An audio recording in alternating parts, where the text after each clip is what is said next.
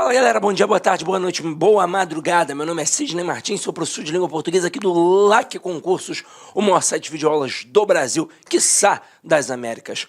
Hoje a voz está um pouco embargada, né? Você já deve ter percebido aí. Afinal de contas, eu estou mega resfriado. Mas o problema é só essa tonalidade aqui que ficou estranha, mas com certeza não vai atrapalhar o nosso conteúdo. Então se liga só, nós hoje vamos estudar a regência. E quando a gente pensa em regência, a gente tem algo muito importante para a prova. Eu tenho aqui a regência verbal e a regência nominal. O que é isso? É um termo exigindo uma preposição. Regência verbal é o verbo pedindo uma preposição. Regência nominal é um nome pedindo uma preposição. Agora, por que isso daqui é muito importante para o concurso público? Principalmente a regência verbal. Porque no dia a dia a gente utiliza o português de um jeito. É o português informal. E na hora da prova é o português padrão. Então já vou de cara citar como exemplo o verbo namorar. No dia a dia a gente coloca a preposição com. Eu digo que o Pedro namora com a Bruna, que a Bruna namora com o Pedro. Mas o verbo namorar, ele é um verbo transitivo direto. Então quem namora simplesmente namora alguém. Então o certo seria Pedro namora Bruna ou Bruna namora Pedro. Ou seja, o verbo namorar não pede a preposição com. Ele até pede um complemento, mas é um complemento sem preposição.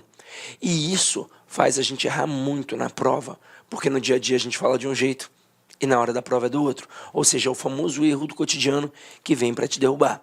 Agora, em relação à regência nominal, a gente manda muito bem. É muito bem. Então não tem problemas. Nesse momento, o que acontece? Quando o cara cobra a regência nominal, ele tenta te derrubar, não perguntando se a frase está certa ou errada. Ele tenta, na verdade, ir em cima da análise sintática, porque aí ele vai cobrar a diferença de complemento nominal para a adjunta de nominal, e é isso que, de fato, torna o processo difícil. Mas não se preocupe, vamos lá. Vamos começar aqui a brincadeira. Não faz muito tempo, uma aluna no curso presencial perguntou assim para mim: professor, qual é a diferença de concordância verbal para concordância nominal? Era a primeira aula dela numa salinha de concurso público. Fazia 15 anos que não estudava. Aí eu coloquei a seguinte frase: os alunos gostam de sorvete. Observe que os alunos é o nosso sujeito. Aqui eu tenho o verbo gostar e de sorvete é o nosso objeto.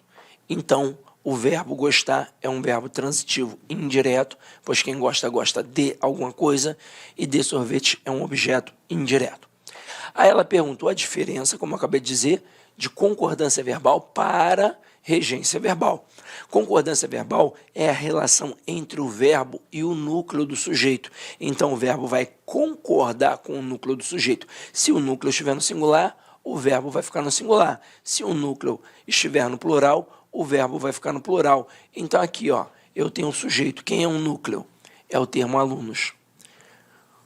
E por que eu sei que alunos é um núcleo e não um os? Porque o núcleo do sujeito vai ser sempre um substantivo sem preposição, pois, na verdade, o substantivo, como já vimos, é sempre uma estrutura nuclear. Então, ele sempre vai ser núcleo de qualquer estrutura nominal, como o núcleo do sujeito, o núcleo do objeto e por aí vai.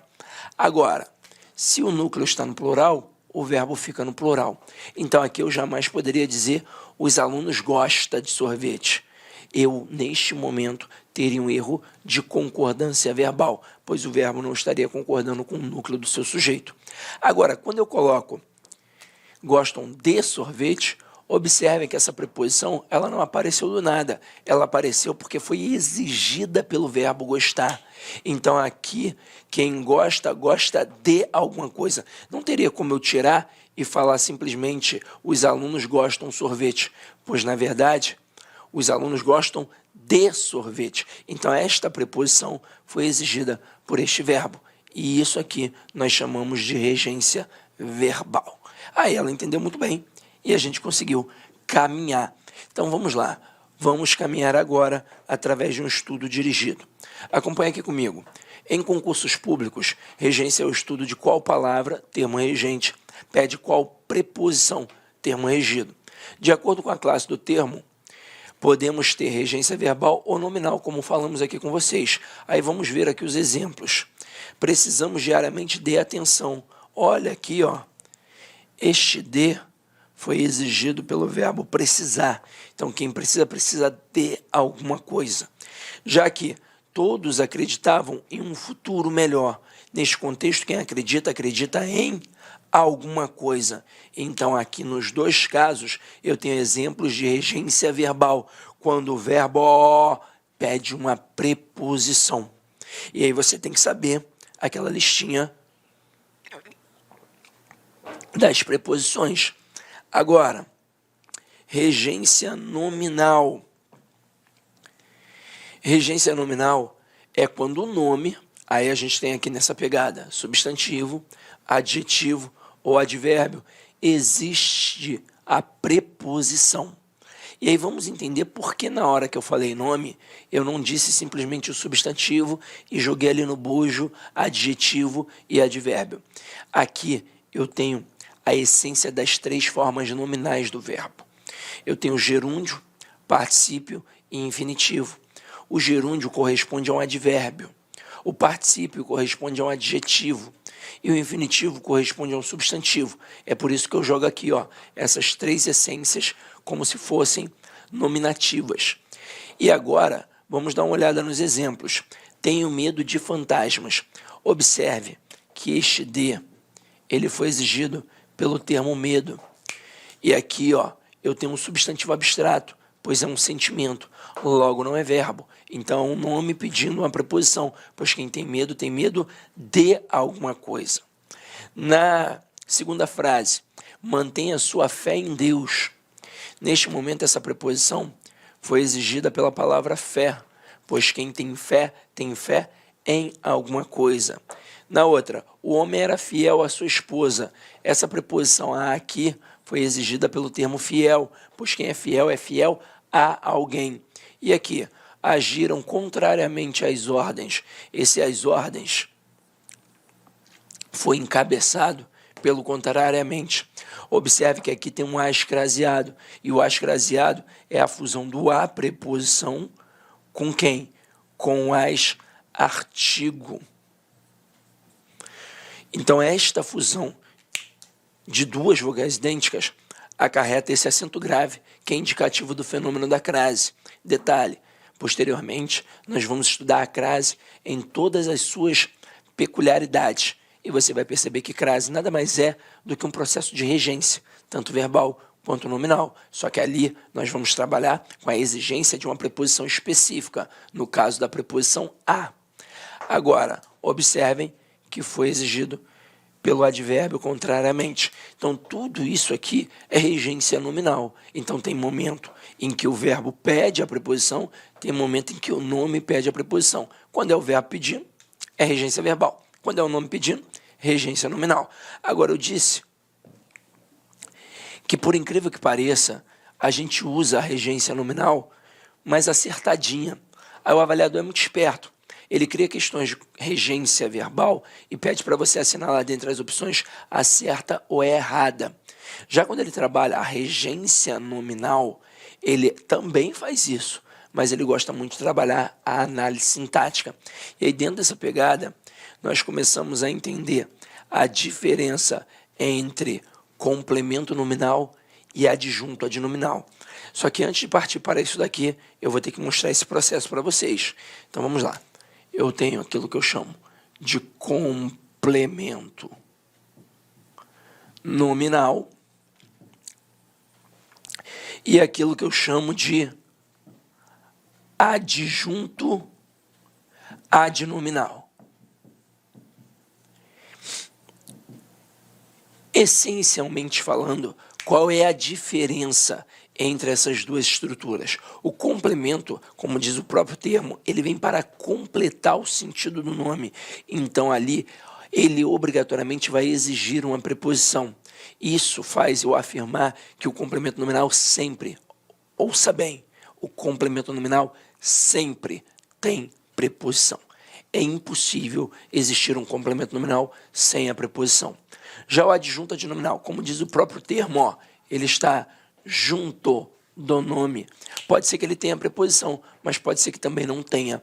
Agora, quando é que vai nos confundir? Quando exatamente aparecer a preposição. Só que aí, para isso, nós temos um quadrinho muito bom para resolver esse problema. Nós não temos 3 instâncias nominais, o adjetivo, o advérbio e o substantivo, só que aqui de cara eu tenho aquilo que eu chamo de substantivo concreto e aquilo que eu chamo de substantivo abstrato. Vou colocar aqui o substantivo abstrato 2 vezes, pois nós teremos 2 situações para avaliar. Mas antes de mais nada, a gente tem que definir muito bem a diferença de substantivo concreto para substantivo abstrato. Pensa aí comigo em casa. Se eu dissesse assim, ó, fada é substantivo concreto ou abstrato? Gnomo é substantivo concreto ou abstrato? Deus é substantivo concreto ou é abstrato? E aí, ó, pasme, tudo que eu falei aqui agora é substantivo concreto. Como assim, Sidney? Substantivo concreto não é aquilo que eu posso pegar? Sim, é aquilo que eu posso pegar, mas também é aquilo que eu posso imaginar e criar, porque eu posso tornar palpável. Então, por exemplo, uma fada, eu não posso colocar no desenho? Posso. Então, substantivo concreto. Deus, por exemplo. Morgan Freeman foi Deus no cinema. Então, substantivo o quê? Concreto. Então, galera, substantivo concreto é aquilo que eu posso pegar, imaginar e criar, porque eu torno palpável. Substantivo abstrato, das duas, uma. Ou é um sentimento, ódio, amor, medo, paixão, ou é um substantivo com força de verbo. Como assim? Eu digo que a filmagem desta aula ficou perfeita. A palavra filmagem, ela não é verbo, mas faz você pensar em verbo, pois é o ato de filmar, portanto tem ação. Então, funciona como um substantivo abstrato. Agora, vamos entender como é que isso daqui funciona. A análise é morfossintática. Então, lá na aula de transitividade verbal, nós aprendemos que o objeto direto, ele não existe do nada. Ele existe, na verdade, porque está ligado a um verbo transitivo direto. Assim como o objeto indireto, ele também não existe do nada. Ele existe porque está ligado a um verbo transitivo indireto. Aqui a análise é morfossintática do mesmo jeito, só que eu terei termos ligados a nomes, e se estão ligados a nomes, não podem ser objetos. Se estão ligados a nomes, ou serão complementos nominais, ou adjuntos adnominais. Então aqui agora, o primeiro termo, estou avaliando o camarada que está aqui. Percebi que ele está ligado a um adjetivo. Ouça bem, ele sempre vai ser um complemento nominal, sempre. Então não tem caô aí.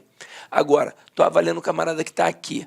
Percebi que ele está ligado a um advérbio. Ele sempre também vai ser um complemento nominal.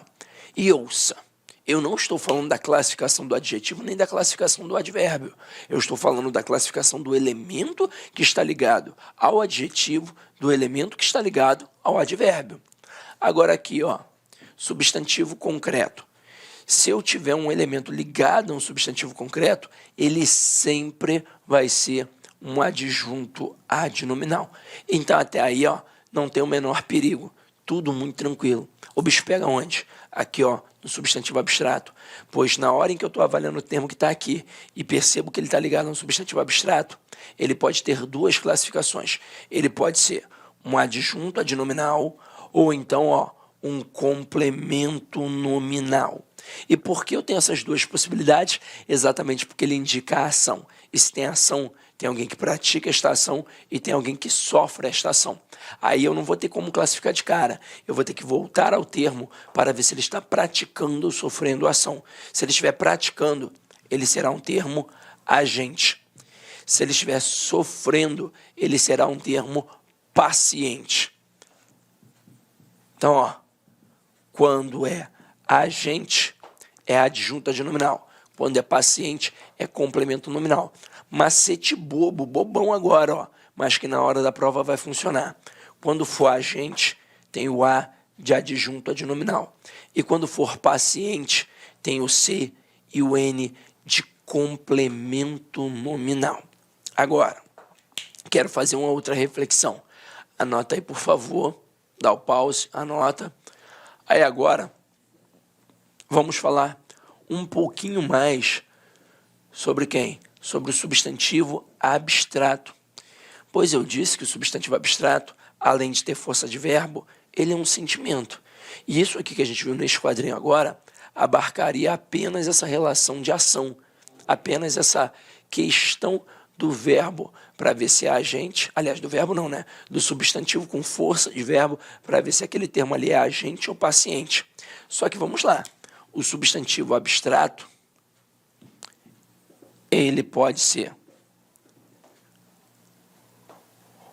um substantivo que indica a ação, ou pode ser um substantivo que indica um sentimento. Quando tem ação, como já vimos, você não tem como classificar de cara, né? Você volta ao termo para ver se ele está praticando ou sofrendo ação. Aí, se for agente, portanto, o cara que pratica a ação, você vai ter um adjunto adnominal. Se for um termo paciente, ou seja, que sofre a ação, você terá ali um complemento nominal. Isso aí é muito tranquilo. Agora, turma, e quando é um sentimento? Amor, ódio, paixão, medo. Neste momento, eu tenho que ver quem sente, quem possui este sentimento. E por que a gente tem que se preocupar com quem possui o sentimento? Porque o adjunto adnominal, ele tem em sua essência a posse. Então, se aquele termo destacado possuir aquele sentimento, ele será um adjunto adnominal. Se aquele termo destacado não possuir o sentimento, aí nós teremos um complemento nominal. Então, vamos lá. Vamos pensar na relação de posse.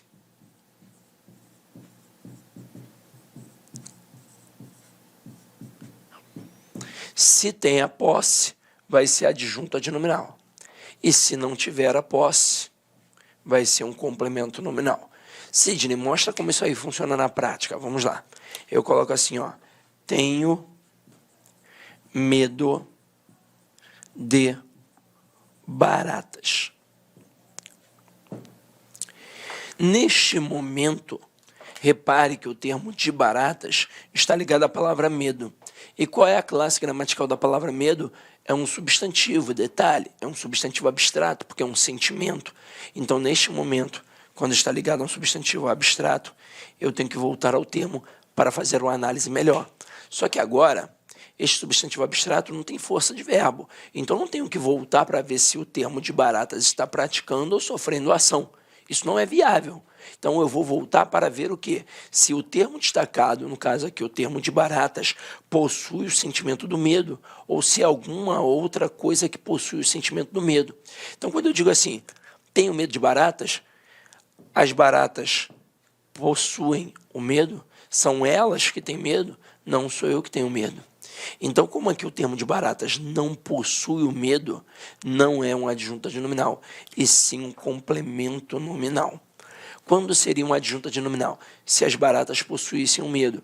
Se eu dissesse mais ou menos assim, ó, o medo das baratas impediu-as de voar. Então, neste momento, o que foi impedimento? O que fez estas baratas não voarem? O medo delas. Então, aí sim, seria um adjunto adnominal. Sabendo esse processo, o que a gente vai fazer aqui agora? A gente vai analisar uma série de frases para aprofundar todo este conceito. Então, vamos lá, meus queridos. Coloquei aqui algumas frasezinhas. Todos esses termos destacados em vermelho têm preposições, só que eles estão ligados a quem? A nomes e não a verbos. Então, não podem ser objetos, muito menos o objeto indireto, porque essa é a grande pegadinha do avaliador. Como estão ligados a nomes, ou serão complementos nominais, ou serão adjuntos adnominais. Então, vamos lá, vamos por partes. Na primeira frase, sou favorável a vocês. Reparem que o a vocês está ligado à palavra favorável. E qual é a classe gramatical da palavra favorável? Aqui é um adjetivo. E, Cisne, eu tive dificuldade, não consegui enxergar assim tão bem. Muito provavelmente, se você teve alguma dificuldade, foi porque você olhou só para a palavra favorável. E aí ficou difícil. E na língua portuguesa tudo depende de contexto. Se isso porventura acontecer lá na hora da tua análise sintática, na verdade morfossintática, porque você está tentando ver qual é a classe gramatical para aí sim classificar sintaticamente, você vai olhar a estrutura como um todo. Então você vai ver que aqui tem um sou favorável. Sou é do verbo ser, que é um verbo de quê? De ligação. Então neste momento aqui, favorável vai ser um adjetivo. Então, se o Olá, meus termo amigos! Inicialmente eu peço licença a vocês, pois essa aula é uma aula demonstrativa aqui do nosso querido site LAC Concursos, que nós fizemos um curso focado específico da Guarda Civil Municipal de Sorocaba. Curso este completo, ponto a ponto do edital, super atualizado. Tenho certeza que aqui tem todo o conteúdo necessário e suficiente para que você faça uma excelente prova nesse concurso. Professor, o investimento, cara, super promoção, apenas R$ 119,90, você vai ter acesso a todo esse conteúdo, o restante dessa videoaula, você vai ter o PDF, cara, você vai ter muito mais. Cara, e outra coisa, no site, eu peço que você estude via menu Personal Coach. O que é isso? É a nossa metodologia vitoriosa. Tá? Ali, nosso setor pedagógico pegou todo o conteúdo, transformou em metas diárias de estudos. Cada meta que você cumpre é uma meta importante rumo à sua aprovação. Tudo bem? Professor, qual que é a minha meta? É sempre antecipar a meta. Vamos supor que hoje é dia 15 de julho. Cara, você tem que já fazer de hoje e de amanhã, dia 16. Eu vou terminar mais cedo, você refaz, você faz revisão. Você não quer passar? Então vem comigo aqui na Lá Concursos. Tem um link aqui embaixo para você diretamente lá fazer a sua matrícula. Pode vir, não é fake news, cara, não tem golpe. Nossa seriedade aqui é muito grande. Nós queremos que você conheça o nosso serviço. Valeu, tchau!